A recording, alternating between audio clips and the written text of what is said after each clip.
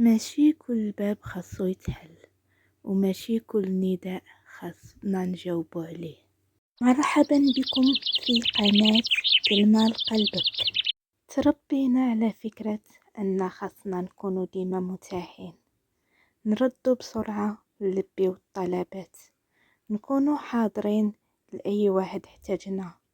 ولكن واش عمرنا سألنا راسنا واش حنا بخير؟ ماشي ضروري نكونوا متاحين للجميع، ماشي ضروري كل مكالمة نجاوبوا عليها، كل طلب نقبلوا به، وكل واحد نعطيوه وقتنا. الطاقة ديالنا محدودة، وإلا ما حافظناش عليها غادي نستنزفوا راسنا باش نرضيو الناس. كاين فرق بين الطيبة وبين الاستنزاف، بين الحضور وبين التضحية براسك. إلا كنا ديما متاحين غادي يولي وجودنا عادي، ولكن ملي كنختاروا امتى نعطيو وقتنا وامتى نعتذروا كنعلموا الناس يحترمونا.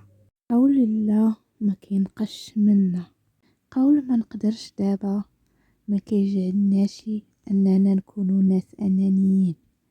احيانا اكبر حب راسنا هو اننا نختاروا راحتنا قبل رضا الآخرين. ماشي ضروري نكونوا متاحين للجميع، ولكن ضروري نكونوا حاضرين مع راسنا.